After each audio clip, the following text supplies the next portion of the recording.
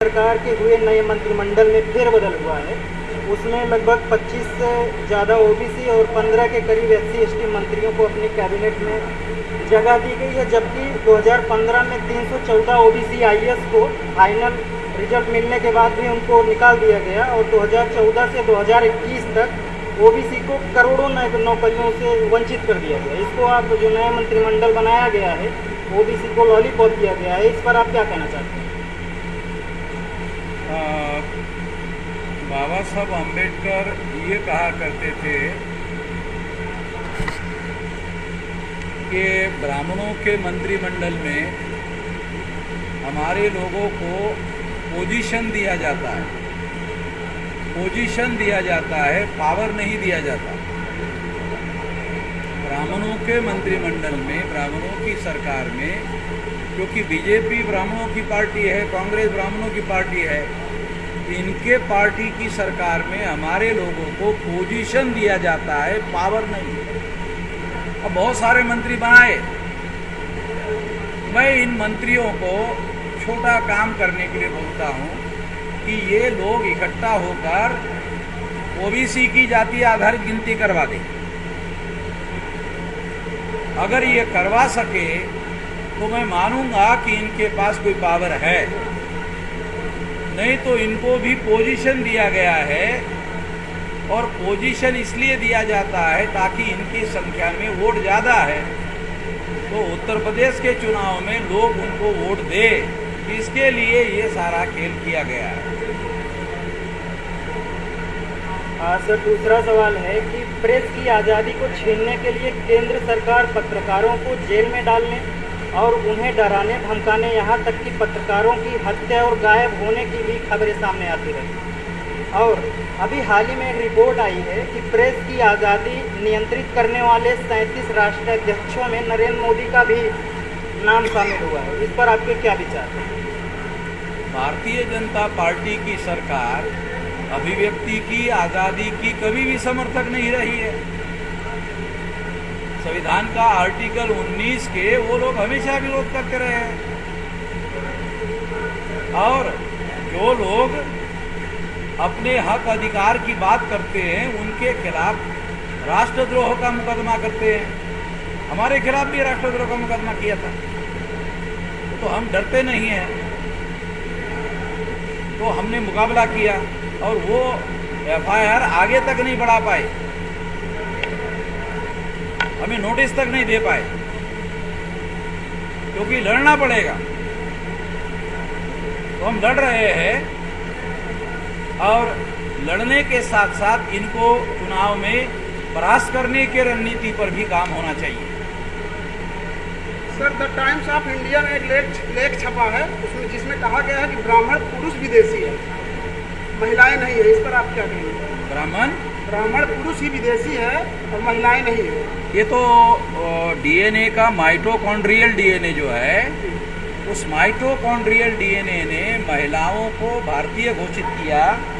SC ST OBC की महिलाएं और ब्राह्मणों के घरों की जो महिलाएं हैं उनका डीएनए एक है। इसका मतलब ये है कि ब्राह्मण विदेशी यूरेशियन जब भारत में आक्रमणकारी बनकर आए, तो आने के बाद यहाँ स्थायी हुए, तो उनके सामने प्रजनन की समस्या पैदा हुई, तो उन्होंने यहाँ से महिलाओं को लेकर, यहाँ की महिलाओं को लेकर प्रजनन किया, अपनी संख्या बढ़ाई, स्थायी होने की वजह से वापस गए नहीं। इस वजह से उन महिलाओं का डीएनए ये भारतीय निकला, माइटोकॉन्ड्रियल डीएनए। सर, एक हमारा और सवाल है, अवध क्षेत्र में बहुजन समाज के तमाम किले खंडहर के रूप में तब्दील हो रहे हैं। इस पर अभी तक किसी भी व्यक्ति का जो है ध्यान नहीं गया है। इस पर आप क्या कहेंगे? बहुत सारे खंडहर के रूप में तब्दील हो गए हैं। हम लोग आने वाले समय में उन खंडहरों को संरक्षित किया जाए और पुरातत्व विभाग जो है उनकी देखरेख करे, इसके लिए आंदोलन चलाए। सर, एक और बहुत बड़ा मुद्दा है जिसे भाजपा जो है बहुत भुलाती है बहुजन समाज को लेकर। एक राजा है, महाराजा सुहेल देव, उनकी आप जाति किस मतलब उनकी जाति क्या मानते हैं आप? राजभर या पासी या क्या मानते हैं? सम्राट बृहदत्त मौर्य की की हत्या होने के बाद, पुष्यमित्र शुंग ने हत्या करने के बाद सम्राट बृहदत्त मौर्य का जो साम्राज्य अफगानिस्तान पर फैला हुआ था और उनके छोटे छोटे जो राजा थे, सारे देश भर में छोटे छोटे राजा थे और वो सम्राट राजाओं का राजा थे। जब सम्राट बृहदत्त मौर्य की हत्या हुई तो ये छोटे छोटे राजा जो है आज़ाद हो गए। तो सम्राट बृहदत्त मौर्य जो था ये नाग था और सुहेल देव जो है ये भी नाग है। तो राजभर भी नाग है, ये पुरातत्व से प्रमाणित हुआ, और पासी भी नाग है।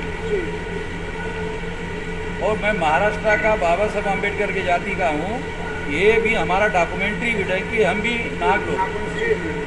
और भारत के जो मूल निवासी लोग हैं, जो मार्शल लोग हैं, कट्टर लोग हैं, ये नाग लोग हैं। तो इस दृष्टि से उसके तरफ देखना चाहिए। जातियाँ सम्राट बृहदत्त मौर्य की हत्या करने के बाद मनुस्मृति निर्माण हुई। उसके बाद ये जो महान खतरनाक शत्रु नाग थे उनको उन्होंने 6247 जाति के टुकड़ों में बांटा। सर, विधानसभा चुनाव 2022 में क्या कहेंगे, बहुजन की सरकार कैसे बनेगी 2022 में?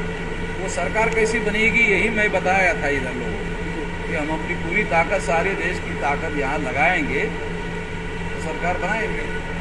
अगर मान लो गठबंधन होता तो फिर तो मैं आपको स्टैम्प पेपर पर लिखवा दूंगा जनवरी में। सर, ये मोहन भागवत के द्वारा भी एक बयान दिया गया कि किसी का भी डीएनए विदेशी नहीं है, सभी लोगों का भारतीय डीएनए है। और 2022 का चुनाव भी आने वाला है और बीजेपी के कई नेताओं द्वारा हिंदू और मुसलमान का तुष्टीकरण करने की पूरी कोशिश की जा रही है। इस पर आप क्या कहेंगे? मोहन भागवत का जो कहना है कि सभी भारतीयों का डीएनए एक है, तो उनको अपना डीएनए बना लेना चाहिए और घोषित कर देना चाहिए। तो पता चल जाएगा सारे देश को कि इसका डीएनए क्या है।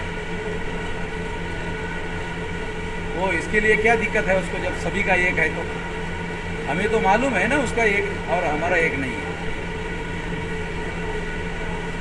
अभी चौबे का नाम सुना? ये वाराणसी में बनारस हिंदू विश्वविद्यालय में चौबे नाम का एक प्रोफेसर है, प्रोफेसर विलास कराती, उसको टेलीफोन पर बात हुई तो चौबे बोल रहा था कि मेरा भी डीएनए भारतीय है। तो चौबे को प्रोफेसर विलास करात ने पूछा कि आपका डीएनए का नंबर क्या है, तो उसने नंबर बताया। तो विलास खरात ने कहा ये नंबर तो विदेशी लोगों का है। तो वो हंसने लगा चौबे। तो ये ऐसा विलास खरात ने जवाब दिया कि चौबे जो है दुबे हो गया, चौबे जो है दुबे हो गया। और कोई सवाल है? अभी एक यतेंद्रनाथ गिरी भी संविधान, नए संसद भवन में नया संविधान लागू है, ऐसा उन्होंने बयान दिया। उस बयान के पीछे का रणनीति क्या था? देखो, बहुत सारे जो इनके फटीचर बाबा लोग हैं ना, ये फटीचर बाबा वो कुत्ते पूछते नहीं। तो इस तरह का बयान देने के बाद सारे देश के अखबारों में उनका नाम आ जाता है।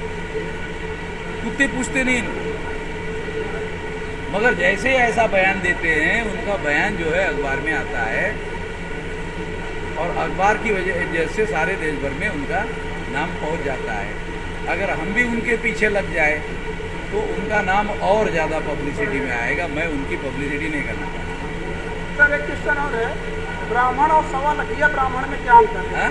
ब्राह्मण और सवा लखिया ब्राह्मण में क्या अंतर है? सवर्ण सवा लखिया ब्राह्मण, सवा लखिया जी, ब्राह्मण और सवा लखिया ब्राह्मण में ये सवा लख वाला जो शब्द है ये गुरु गोविंद सिंह ने इस्तेमाल किया था कि ये जो खालसा है, ये मेरा खालसा जो फौज है उसका एक खालसा जो है 1.25 लाख के बराबर है। वहाँ से चुराया होगा। तो जैसे ब्राह्मण ने ये जो रामायण लिखा, ये तो बुद्ध के प्रवचन में दशरथ जातक की कथा बताई बुद्ध ने। उसके 800 साल बाद रामायण लिखी गई। बुद्ध ने अपने प्रवचन में दशरथ जातक का उदाहरण दिया है। दशरथ जातक डॉक्यूमेंट्री है। उस दशरथ जातक में बोधिसत्व राम की कथा है। उसके 800 साल बाद इन्होंने रामायण लिखी, गुप्ता काल में। गुप्ता काल में रामायण लिखी गई है। और महाभारत में जो धर्मराज है, ये धर्मराज शिलालेख में अशोका के लिए धर्मराज लिखा हुआ है।